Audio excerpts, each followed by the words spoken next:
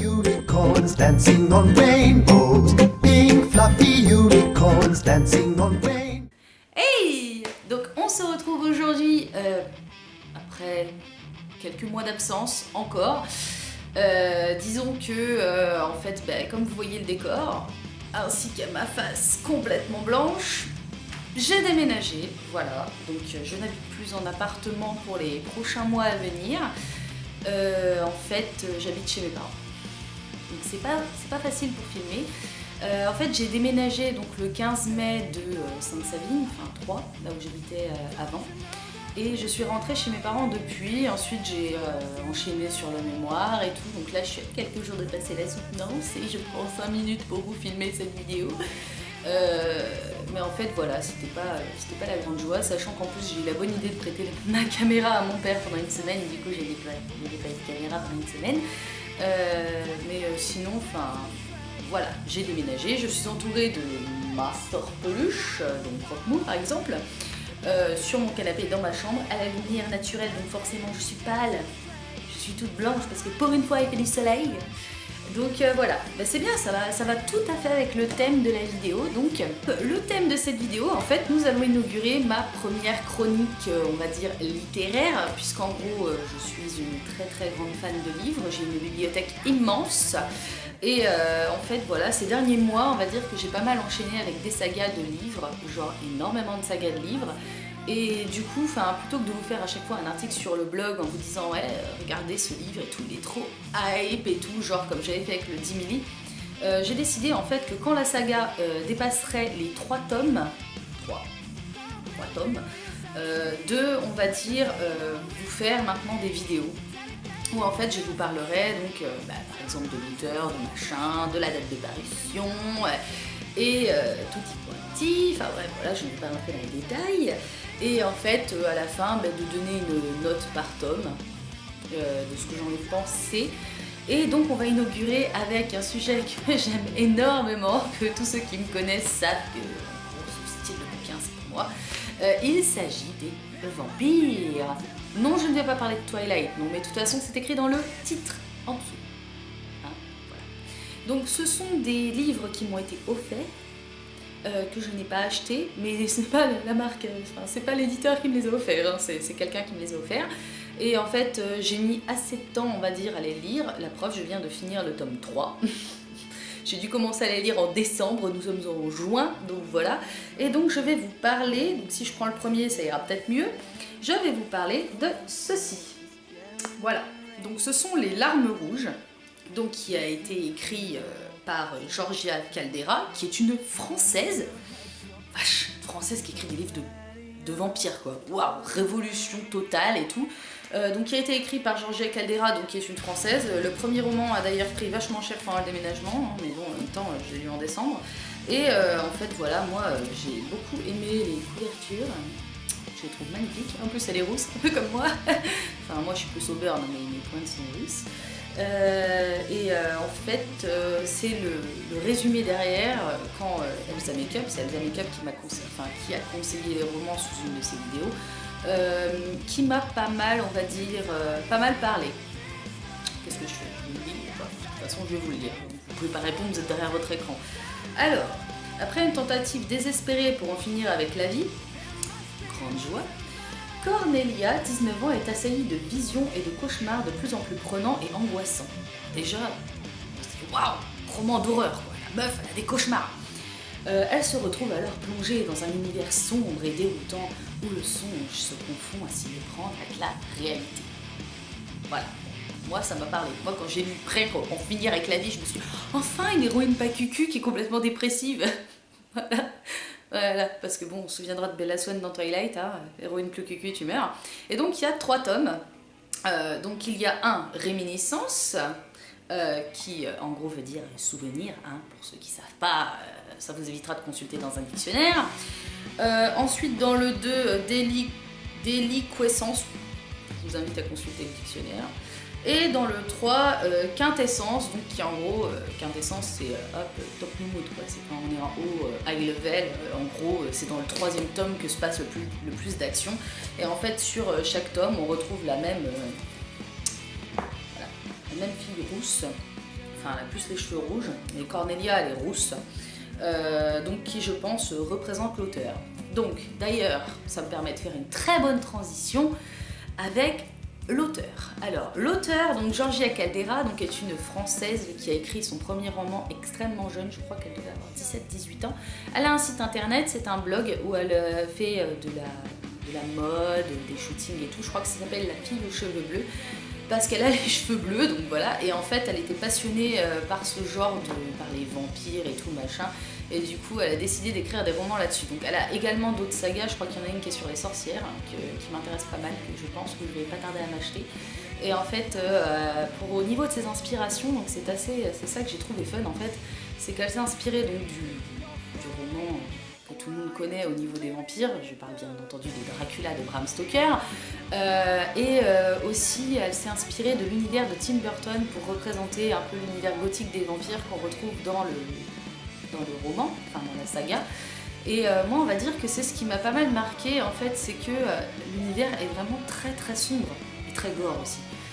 Je veux dire, si vous aimez pas les romans où c'est gore, où je veux dire on arrache la tête des mecs, où on leur arrache les yeux et où en gros il y a des scènes de sexe, ça va, hein, je veux dire ça va à peu près, hein. Il y en a mais ça va, c'est pas trop dégueulasse, enfin c'est pas trop en mode 50 nuances degrés, oh mon dieu Anastasia, sachant que j'ai lu aussi 50 nuances degrés, mais enfin moi je veux dire honnêtement, elle a une écriture qui est extrêmement fluide, bourrée de détails, donc forcément l'intrigue se situe principalement en France, à Rougemont, et je crois que c'est en Angleterre, donc c'est vraiment des lieux qu'on connaît, hein. Je veux dire la France c'est quand même son pays, donc je veux dire je pense qu'elle a dû faire pas mal de recherches et tout. Après il y a quelques couacs, hein. Je veux dire voilà, c'est assez long, voilà, c'est ce que j'aurais à reprocher, c'est que la lecture est très très très longue. Si on n'est pas dedans, font les ballons, on peut vite décrocher quoi. Mais sinon, franchement, les détails, l'univers gothique et tout, moi franchement, j'ai adoré. Voilà, donc maintenant c'était la parenthèse sur l'auteur.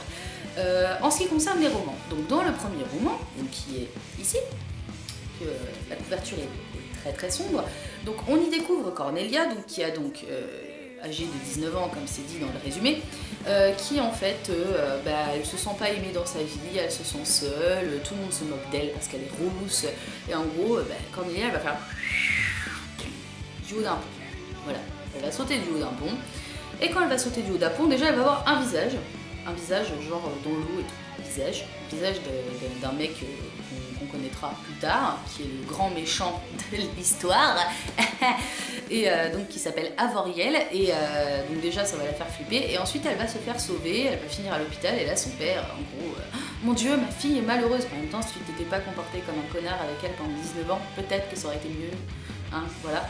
Et en fait, elle va commencer à faire des rêves assez étranges quand elle va emménager à Rougemont dans sa chambre, donc qui est un manoir, hein, ils sont bourrés de thunes, hein, voilà, au passage. Et en fait, elle va commencer à avoir des rêves étranges, comme si qu'elle vivait une vie antérieure.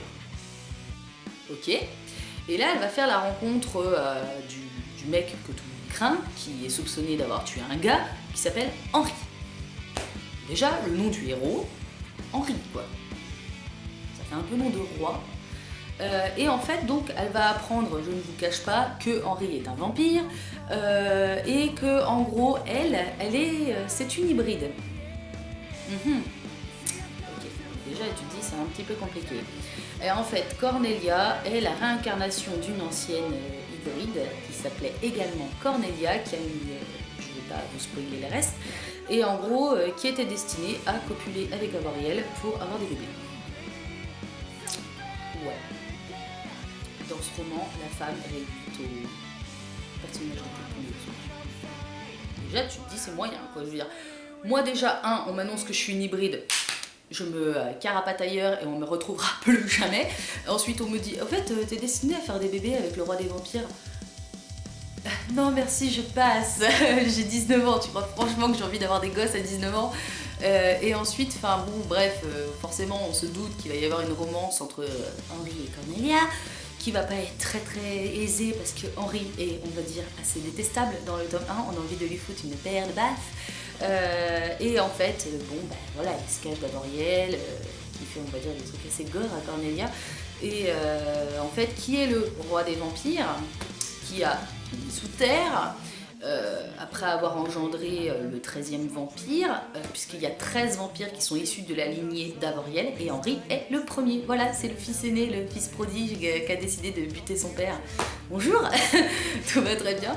Et donc voilà, donc ça c'est le premier tome. On se dit ok, c'est cool. Voilà, donc ça représente l'univers et tout machin. On fout nos chaussons en fait et on s'installe dans l'univers de Georgia Caldera et on découvre, on va dire, un univers auquel on n'aurait pas pensé avant. Je veux dire, parce que bon, les vampires, on les connaît sous toutes les coutures. On sait qu'ils brillent au soleil, merci Twilight. On sait que dans Dracula, Mina Harker est la réincarnation de la femme de Dracula, que c'est pour ça que l'autre il va faire une fixette dessus et qu'il va vouloir se la taper. Bon, la luminosité vient de changer, que voulez-vous que je vous dise ? Avant, j'avais un super soleil et tout, et puis maintenant, je suis obligée d'allumer les lumières de ma chambre parce qu'en gros, le soleil a décidé de se carapater ailleurs, puisque bon, au mois de juin, on va dire qu'on n'a pas forcément du beau temps, surtout si on vit dans le nord. Donc voilà, donc je parlais du premier tome des Larmes Rouges, donc de Réminiscence, ça c'est fait. Alors maintenant, on va passer au tome 2, donc des Liquescences, où cette fois-ci, donc en gros, Cornelia a retrouvé entièrement ses souvenirs de sa vie d'avant, elle vit une super histoire avec Henri.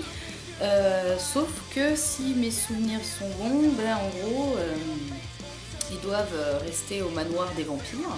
Super, la meuf à la moitié humaine, elle doit rester au manoir des vampires.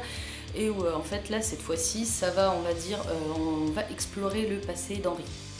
Voilà, après avoir exploré le passé de Cornelia, on va explorer le passé d'Henri par rapport vis-à-vis de ses souvenirs à lui, que je ne vous dis pas comment elle arrive à les attraper, mais en gros, elle va arriver à avoir des souvenirs de son mec. Qui sont pas tous super marrants. On va se rendre compte qu'Henri c'est un bel enfoiré quoi. Déjà dans le premier on peut pas trop le saquer parce que c'est un enfoiré, mais dans le 2 il atteint des summums. On va dire que autant j'ai dit tout à l'heure que c'était un héros, je pense plus que c'est un anti-héros le mec. Parce que franchement il agit comme un enfant pourri gâté à qui on aurait refusé de donner une crème à manger, genre au chocolat, tu vois, et qui nous fait un caprice. Et enfin, moi honnêtement, je veux dire, j'ai pas aimé le tome 2. Je suis restée dedans et tout. À la fin, on a un putain de cliffhanger qu'en gros, t'as envie de commencer le tome 3. Mais j'ai pas aimé le tome 2. Autant j'ai adoré le tome 1, autant le tome 2, je l'ai trouvé long. Les personnages sont chiants, ils sont pas attachants. Même Cornelia, on a envie de lui foutre des baffes. Enfin, mais bon, il sert de transition avec le tome 3, hein. Donc le tome 3 donc, qui est Quintessence, donc comme je vous l'ai dit, voilà, où cette fois-ci, en gros, Cornelia devient vampire, complètement, et où en fait, on va rencontrer enfin, après 3 tomes, le personnage d'Avoriel, c'est-à-dire le méchant, et moi honnêtement, le méchant, j'ai de la compassion pour lui. Je peux pas être nette dans ma tête, mais en même temps j'ai toujours préféré les méchants aux gentils, hein. Même dans Twilight j'ai toujours préféré les méchants que les gentils. Et je veux dire, on en apprend plus donc sur le passé d'Avoriel, on en apprend plus sur comment il est arrivé à être le roi sombre. Moi à la fin c'est un parfait connard, donc on se doute bien que voilà, c'est une histoire qui finit bien, on n'est pas dans Divergente, hein. C'est une histoire qui finit bien, forcément ils finissent par battre le méchant et hop tout le monde roule ma poule et on vit heureux jusqu'à la fin des temps. Mais je veux dire, moi, c'est pareil, le tome 3, j'ai eu vraiment beaucoup de mal, surtout arrivé vers là, voilà. Quand il restait à peu près 7 pages, je veux dire, j'en voyais pas le bout, j'étais là en train de me dire, putain, mais c'est quand qu'il fout le méchant, c'est bon, quoi, qu'on le rencontre un peu, on le rencontre que dans les songes, on le rencontre que dans la réalité qu'il modifie, le mec, il a des putains de pouvoirs, mais il reste terré dans son château, et en gros, il vient même pas leur botter le cul, je veux dire, moi, ça ferait longtemps, genre, mon fils aîné me pique ma meuf, mais moi, je débarque et je lui poutre la tronche, mais genre, puissance 1000, quoi, je récupère ma copine, je l'attrape par le bras, je la balance sur le dos, et puis hop, casse-toi. Mais honnêtement, enfin, je veux dire, on apprend aussi une part de Cornelia qu'on ne connaissait pas, qui est beaucoup plus sombre et tout. Donc je veux dire, cette fois-ci, c'est quand même plus intéressant parce que bon, je veux dire, dans le premier, forcément, c'est la meuf naïve, elle a 19 ans, voilà, elle est écorchée vive et tout. Donc voilà, on a un peu de sympathie pour elle. Dans le tome 2, elle veut absolument faire bien, donc elle veut absolument se servir de ses pouvoirs. Donc en gros, elle nous fait chier, elle écoute pas Henri, elle écoute personne, et elle se fout dans la merde. Et dans le tome 3, cette fois-ci, on apprend qu'elle est vraiment badass. Et je veux dire, moi, c'est vraiment un truc que j'ai apprécié dans le tome 3, c'est que pour une fois, c'est pas une héroïne qui nous fait chier. Non mais attendez, hein. avant de vous insurger derrière l'écran, je suis désolée, mais bon, Mina Harker, elle passe son temps à pleurer. Bella, s'il n'y avait pas Edward, elle serait morte depuis très longtemps. Ensuite, Hermione. Hermione, elle est pas trop chiante, ça va. Mais le personnage, c'est pas l'héroïne principale, c'est Harry. C'est pas elle. Donc forcément, voilà. Ensuite, on a Katniss. Katniss, chiante. Casse les... Je dirais pas le mot, mais elle est chiante. Je veux dire, voilà, c'est la nana qui nous tue pour sauver sa sœur. Et puis à la fin, sa sœur, elle crève. Donc en gros, tout ce qu'elle avait, ça servait à rien. Et en plus, elle se fout de la gueule de Pita. Je suis désolée, mais moi, meuf, va te pendre. Et après, dans Divergente, comment elle s'appelle celle qui est interprétée par la moche, Shailene Woodley et donc Béatrice. Donc surnommée Trice, non pourrie, hein, voilà. Pareil, elle nous casse les noisettes. J'ai lu les 2 tomes de Divergente, les 2 premiers tomes, et j'ai lu le 3e, enfin je l'ai vite parcouru parce que ça me faisait chier. Et honnêtement, enfin voilà, Trice, elle nous fait chier. Et là, on découvre Cornelia, qui n'a que 19 ans, je crois qu'elle finit le tome il finit à la 20 ans. Je veux dire, c'est une gamine, hein. Moi j'en ai 25, honnêtement, je subis toutes les épreuves que la nana a subies, je suis en position fétale en dessous de mon lit avec une lampe torche et un pieu. Genre, je me prends pour Buffy, quoi. M'approche pas, vampire. Mais je veux dire, voilà, après on découvre Cornelia, qui est quand même, je veux dire, écorchée vive, qui veut se suicider, on se dit putain, elle va recommencer. Et en fait, oui, hein, elle a vraiment des proportions au suicide. Voilà, je veux dire, elle joue un peu avec sa life, quoi. Mais je veux dire, moi honnêtement, j'ai beaucoup apprécié. Déjà, au début, on nous l'a décrit comme étant une nana banale. Enfin, une nana banale, je veux dire, elles sont pas toutes hyper belles et tout. Puis à la fin, forcément, elle subit la transformation. Je veux dire, les vampires, c'est connu, ils sont super beaux. Ils descendent quand même des incubes. Hein. Je veux dire, forcément, les incubes, ils venaient sur Terre et ils fertilisaient une gonzesse. En gros, c'est comme ça que sont nés les vampires, quoi. Et je veux dire, c'est pas de Satan. Mais je veux dire, après, forcément... Après, elle devient jolie, et puis après, bon voilà, elle est avec Henri, bon, il y a des complications, il y a un personnage qui revient, que en gros, toi t'es là pendant tous les 2 premiers tomes, tu dis putain, ça y est, l'autre il a passé l'arme à gauche, puis à la fin, il revient, et toi t'es là, tu fais what? Mais voilà. Donc, en ce qui concerne mes notes, pour le tome 1, je vais lui mettre 16 sur 20. Il y a des longueurs, c'est gore, mais on s'attache bien au personnage de Cornelia, et on s'identifie facilement à elle, surtout. Le tome 2, j'ai pas aimé, donc je mets 8, parce qu'il est long, il est chiant, il se passe rien, mais il est indispensable, puisque c'est une transition entre le tome 1 et le tome 3. Et le tome 3, je lui mettrais un 15 pour l'action, parce qu'il y a de l'action, parce que ça bouge et parce que c'est pas chiant, pour une fois. Après, est-ce que je recommande ce livre à tout le monde? Non, hein, si vous n'avez pas... Si vous n'avez pas 16 ans, faut pas le lire. Hein. Si c'est en dessous, c'est même pas la peine parce que c'est vraiment très violent. Et je veux dire, après, c'est un univers de vampires. Un vrai univers de vampires. Je veux dire, on n'est pas dans la maison de la nuit ou on n'est pas dans Twilight. Dans Twilight, les vampires, c'était boule à facettes. Voilà. Je vais pas vous mentir que quand j'avais 16 ans, j'adorais Twilight. J'ai lu tous les bouquins. Le 4e, il est passé à travers la fenêtre. Mais je veux dire, voilà, j'ai adoré Twilight. Maintenant, en vieillissant, je prends du recul, je n'arrive plus à regarder les films. En même temps, j'aime pas Kristen Stewart, je sais pas comment ça se prononce et honnêtement, je m'en bats les steaks. Après, je pense pas que ces romans-là seront adaptés au cinéma, j'espère pas parce que sinon ça sera des films d'horreur, mais honnêtement, je le conseille. Donc toi, Victoria, qui doit être devant cette vidéo puisque tu attendais cette chronique avec impatience, je te fais une dédicace personnelle. Donc pour ceux qui ne savent pas, c'est la pépette de la chaîne Victoria L que j'ai découvert par hasard et en gros, je surkiffe ses vidéos. Elle est un peu comme moi, elle aime le métal et puis en gros, elle aime les univers vampires, sorcellerie et tout machin. Je te conseille de lire ces romans et de me donner ton avis, mais en tout cas je te conseille vraiment de les lire. Par contre faites attention au niveau de l'édition, donc ce sont des romans qui sont sortis en 2013, donc pour les trouver c'est complicated, mais en fait le tome 1, il est là. Le tome 1, pour se faire un max de thunes, ils l'ont découpé en deux. Voilà, donc le premier tome coûte 10,90 € pour vous dire un peu les prix. Donc premier tome 10,90 €, deuxième tome, je crois que c'est le même prix, 10,90 € et le troisième tome coûte 14,50 € en même temps. capter l'épaisseur du truc, quoi. Voilà. C'est pas cher pour des romans, hein, c'est pas cher. Mais je vous conseille pas de les acheter en poche. Parce que le premier tome, ils l'ont découpé en 2. Comme ils ont fait avec After, en fait. Et moi, je vous conseille pas. Achetez-les avec ces formats-là. Déjà, les couvertures sont beaucoup plus jolies. Et puis, franchement, c'est pas des formats qui sont hyper gros, quoi. Donc, ça sert à rien d'acheter les poches. Essayez de les trouver sur la Fnac, sur Amazon ou sur Price Minister, c'est plus de l'occasion.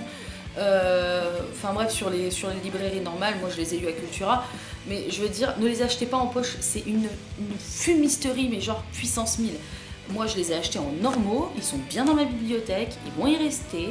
Mais par contre, j'ai fait la gueule avec La Maison de la Nuit que j'ai commencé à lire. J'ai lu les 2 premiers tomes. Quand j'ai vu qu'il y en avait 18, j'ai fait ok, quoi. Mais je veux dire, achetez-les en normaux. Lisez-les. Si ça vous plaît, vous me le dites. Si ça vous plaît pas, bah tant pis, j'en suis désolée. Moi, j'ai surkiffé. Si vous avez d'autres romans de vampires à me conseiller, un peu dans le même style, hein, gothique et tout ça, n'hésitez pas à me le dire en commentaire. Je me ferai un plaisir de les lire. Là actuellement je suis en train de me forcer à lire La Terre brûlée de James Dawsner, enfin bref j'arrive pas à prononcer son nom non plus, donc qui est le roman éponyme de La Terre brûlée tome 2 de Labyrinthe, et pour l'instant on va dire que ça m'a buté les films, donc voilà. Donc je reviendrai vers vous dans une prochaine vidéo. Je pense que là prochainement la beauté je vais mettre de côté, hein. Si vous venez pour me voir essayer des mascaras et des vernis à ongles, je vous dis tout de suite passez à autre chose. Hein, parce que moi en ce moment je suis plus série, film et bouquin. La beauté je ne mets pas les steaks, la preuve je suis même pas maquillée, je suis coiffée à la truelle. Mais je veux dire, si vous vous attendez à avoir des vidéos de beauté, ça sert à rien. Voilà, pour l'instant j'en fais pas, ça me saoule. Donc quoi qu'il en soit, je vous laisse maintenant, puisque j'ai terminé ma chronique, donc voilà, vous avez mes notes. Je vous ai parlé des romans et tout sans rentrer dans les détails, sans faire de spoil, pour une fois. Quoi qu'il en soit, donc je vous retrouve très bientôt donc, pour une prochaine vidéo qui consistera encore sur des romans que j'avais présenté dans ma vidéo favori d'avril, cette fois-ci. J'espère que cette vidéo vous a plu. Si elle vous a plu, vous mettez un pouce en haut. Si elle vous a pas plu, vous cliquez sur la croix, je vous fais un steak. Vous pouvez vous abonner à ma chaîne aussi si vous aimez les romans, si vous aimez les séries et tout. Si vous avez des séries à me demander mon avis, mettez-le en commentaire. Je me ferai un plaisir de vous faire une vidéo, sachant qu'il y a pas mal d'articles qui vont arriver sur mon blog, puisqu'il faut que je reprenne mon blog aussi. Il y a pas mal d'articles qui vont arriver sur mon blog sur les films, les séries que j'ai regardées dernièrement depuis janvier, quand même, ça fait une éternité. Mais quoi qu'il en soit, ça va surtout être centré sur les livres maintenant. Peut-être il y aura de la beauté, hein, peut-être, quand ça passera furtivement, mais ça va surtout être centré sur les livres, sur les films, sur les séries. Voilà. J'ai envie d'autre chose, j'en ai marre de la beauté, ça me saoule, on voit toujours la même chose. La Glossy Box du mois de juin, elle a en 15 exemplaires sur YouTube, stop. Voilà. Donc, merci d'avoir regardé cette vidéo avec les 3 romans. Je vous retrouve donc très bientôt pour une prochaine chronique de livres ou une chronique de série, qui sait, nous verrons bien. J'espère que vous vous porterez bien, que la force soit avec vous et salut! Pink fluffy unicorns dancing on rain.